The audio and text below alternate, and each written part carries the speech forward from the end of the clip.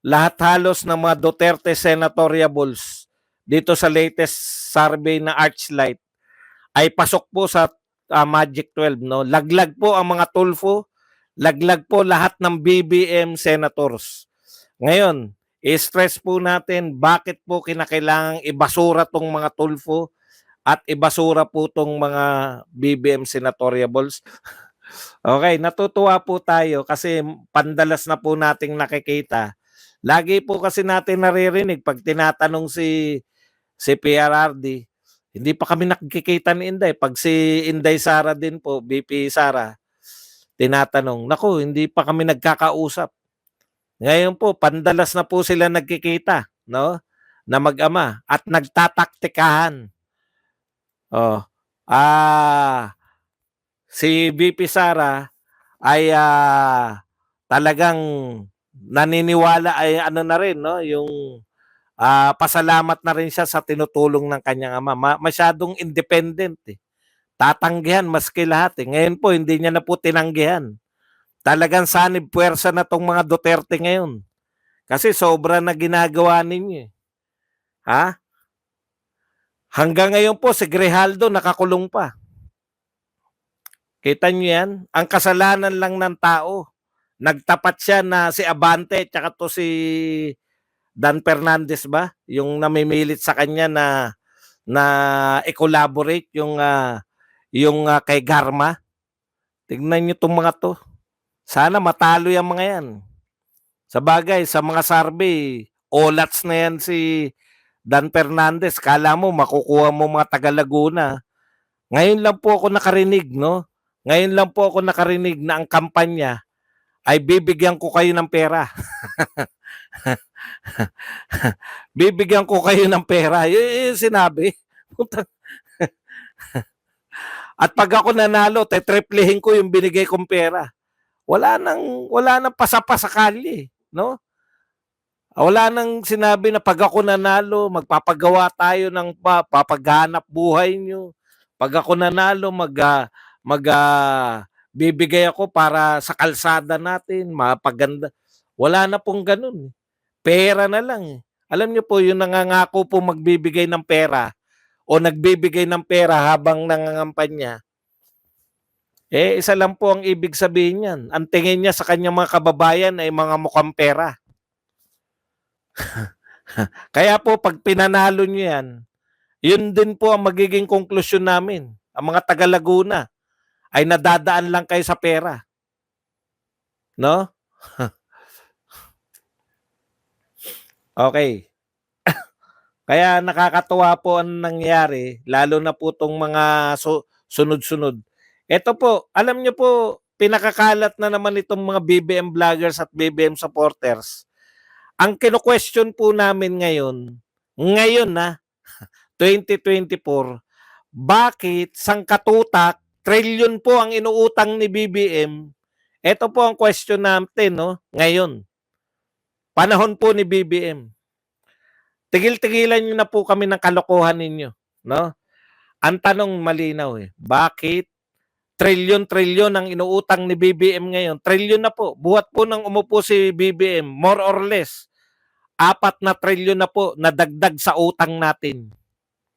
2 taon at kalahati pa lang, 4 na trilyon na nadadagdag sa utang. Ang tanong ng nakakarami, bakit po nangungutang pa rin si BBM ngayon? Binabaon tayo sa utang ngayon. Ngayon po kami nagtatanong. Wala namang pandemya. Wala namang kaming nakikitang malalaking big ticket projects pagdating sa infrastructure. Hindi po natupad yung mga 1 million a year na pabahay. Wala pong malalaki. Hindi po natupad yung Mindanao Railways na ihahanap daw ni Bautista ng ibang magpupundo. Wala pong malalaking ticket o malalaking infrastructure project, no? Ang tanong ng nakakarami ngayon, bakit tayo nababaon sa utang?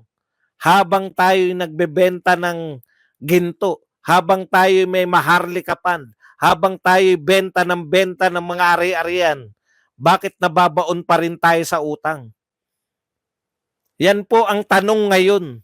Wala po nagtanong nung panahon ni Duterte kung bakit nangungutang. Katawa-tawa kayo. Ano yan, libre? Yung nakikita ba ninyo ng mga pinagagawa ni Duterte? Pinamigay yan ng ibang bansa? Ang tawag po dyan, puhunan para umunlad ng Pilipinas. No? Puhunan po.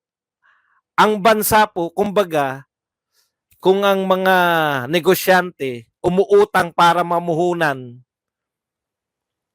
kumbaga sa SM, yung ginawa ni Tatay Digong, yan yung building ng SM. Pag naitayo yan, magpapasukan na rito yung magtitinda ng Jollibee. Hindi pa nga eh. Sa totoo lang po, ang SM walang kalugi-lugi. Naglagay pa lang karatula yung SM. In this site will rise SM City Pangasinan, SM City kung ano man, SM City Batangas. Karatula pa lang. Umuupa na yung Jollibee, McDonald's, umuupa na yung Starbucks, umuupa na kumikita na yung SM habang tinatayo pa lang yung SM. Oh, may parking fee pa. Ang sinasabi ko po, ganun po yung katumbas ng ginagawa ni Tatay Digong. No, yung infrastructure po, pampaunlad po ng bayan 'yan para kumita ang Pilipinas. Dahil lahat po ng bansang yumaman nag-invest po sa infrastructure. Walang bansang mayaman na pangit ang infrastruktura. Hindi nyo pa ba rin ba naiintindihan hanggang ngayon yan? Kaya lahat po ng bansang yumayaman, papunta sa pagyaman, nag-i-invest po sila lahat sa infrastructure. Kaya po tayo, tama yung direksyon natin nung panahon ni Tatay Digong. Umutang ba tayo nung panahon ni Tatay Digong? Opo. Pero wala tayong ganong binenta nun. Hindi tayo nagbenta ng ginto. Ng kasindami ng binenta nito. Hindi natin kinunan yung Land Bank, DBP ng pera. Wala tayong tinayong Maharlika Fund. Hindi tayo gano'n nagbebenta ng mga ari-arian. Sabi nga ni Tatay Digong nung pandemya, pag wala na tayong pera, bibenta ko yung cultural center. Pero hindi niya po binenta. Kasi nakakahagila pa tayo ng pera eh.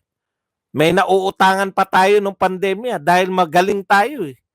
Papaunlad ang Pilipinas nung panahon ni Digong eh. Ngayon kami umaangal. Bakit nababaon pa rin tayo sa utang? Wala kaming nakikitang proyekto, wala kaming nakikitang pandemya. Ano po ang sinasagot? Pag tayo po ay nagtatanong kung ano, bakit tayo nababaon sa utang ngayon? Walang pandemya, walang malalaking proyekto. Alam nyo kung ano sagot? Umutang din si Digong eh. Umutang din si Digong eh. Naknampo pa. Nababaon tayo sa kabibigay nyo ng ayuda. Tanong, anong bansa po ang yumaman dahil sa ayuda? O, tanong din po, isa pang tanong, may yumaman na ba dahil binigyan nyo ng ayuda? Huwag na yung bansa kasi talagang wala kayong makikitang bansa na ang pangunahing proyekto, ayuda eh. Ito po ang tanong. Meron na bang yumaman na tao umunlad ang kabuhayan dahil binigyan nyo ng ayuda?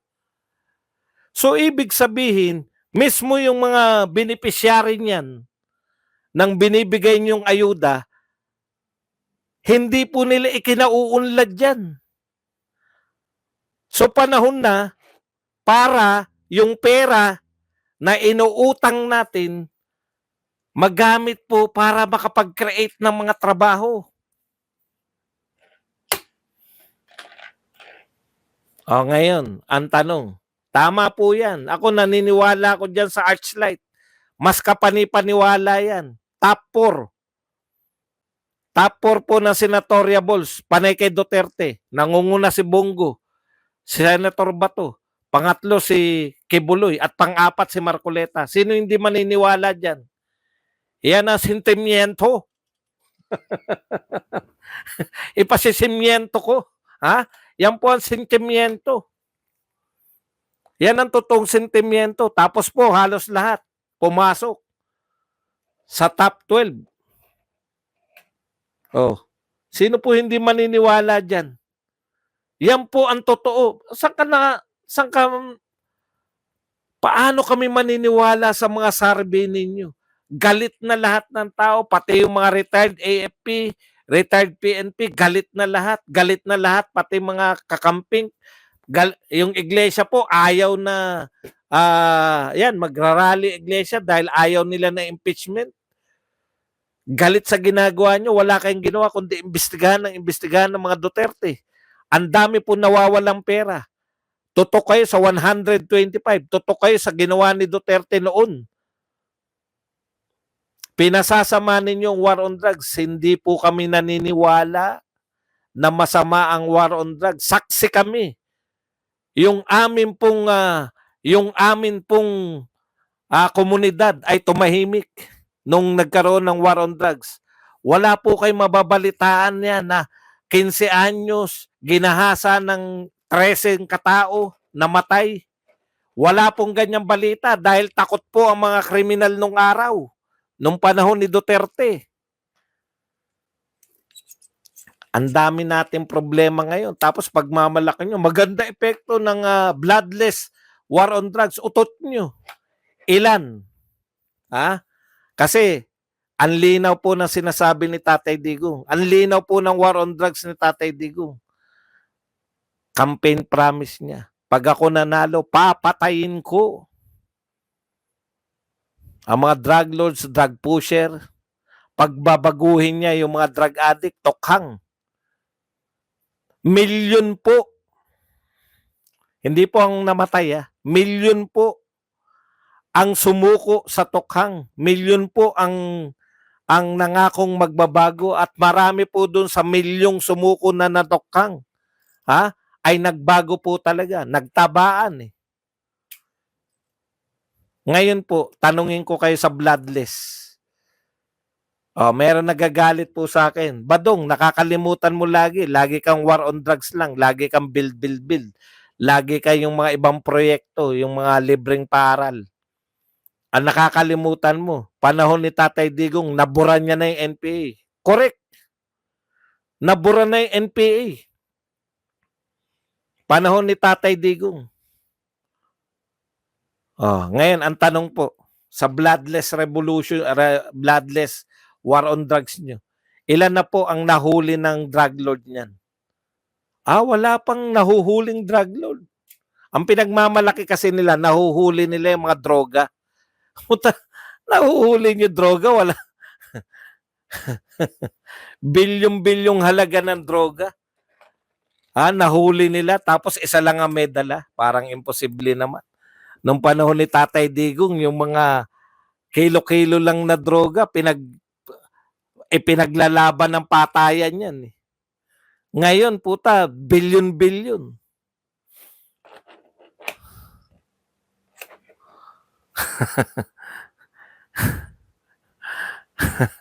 Dinideclare lang nila na wala na tayong problema sa droga dahil energy booster. Okay, hindi po. Huwag kayong maniniwala na maraming kakampihan. Naniniwala ba kayo sa survey nila na nangunguna yung mga tulpo? Alam nyo po, sa totoo lang, no? Ito po, bakit po kinakailangan nating i-reject yung mga tulfo na yan? Sino po ba si Erwin Tulfo? Yan po ang pangunahing aso ni Tambaluslos. Yan po ang numero unong aso yan ni Martin. Kung ayaw nyo kay Martin, tapos gusto nyo kay tauhan lang yan ni Martin.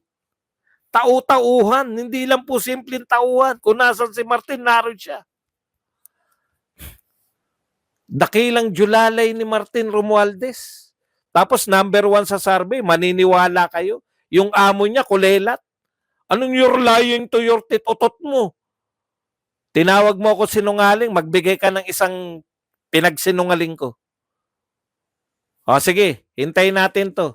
Liv Morgan, ano ang isang kasinungalingan na sinabi ko? Tignan natin kung sino sinungaling sa atin. Hindi ba totoo yan? Yung sinasabi ko na tumahimik sa komunidad? Taga-Pilipinas ka ba? Lahat ng tao magsasabi sa'yo tumahimik nung panahon ni Digong dahil sa war on drugs. Lahat, as in lahat ng Pilipino na nakatira sa Pilipinas. Pilipino ka ba? Balik tayo. Pucha, ano magiging papel niyan? Nakita nyo ba si Chis Escudero? Dakdak ng yung pala, wala naman palang sinabi. Isa lang na kasinungaling ang sinabi ko. Alam mo ba ibig sabihin na you are lying to your teeth? Lahat ng sinasabi ko, halos lahat, kasinungalingan. Isang kasinungalingan lang. Galit ko ako sa mga nagsisinungaling. Ano yung sinungaling ko? Isinungaling ko. Lintik ka? Huwag mo akong pagbibintangan dito. Sige, hinihintay kita. Anong kasinungalingan yan? Balik tayo rito kay Tulfo.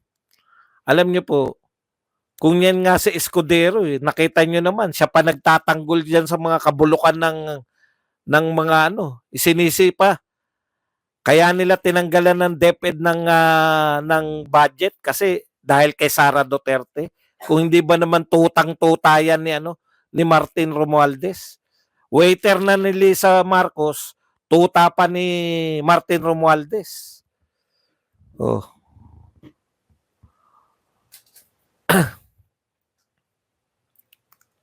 Tayo po hindi mapagsisinungalingan dahil tayo naging saksi tayo ng war on drugs. 'Di ba? Wala tayong wala hindi nyo kami mapagsisinungalingan. Kahit na anong itawag nyo sa akin na attack, yan, attack dog si Chis Escudero. Ngayon, ang tanong ko, ano sa tingin nyo magiging mangyayari dyan pag nanalo yung mga Tulfo na yan? Mahal, babad mo nga yung bangus para mag-iihaw ako. Tapos naniniwala kayo, number one yung mga yan. Utot nyo. Eto, sa husay naman. Richard Gomez. Unang debate nating nakita si Erwin Tulfo. Supalpal kay Richard Gomez. Hindi pa abogado yan si Richard Gomez. Matalinong artista, best actor din yata yan. Kaya po kayo, pag boboto rin lang kayo ng artista, yung mga naging best actor na. Hindi po yung mga action star na walang katuturan. Alam niyo po, ganun talaga no? Real talk po. Ganun talaga yung mga mahihina kokote. Feeling nila pag magaling sila mag-English, tatalino sila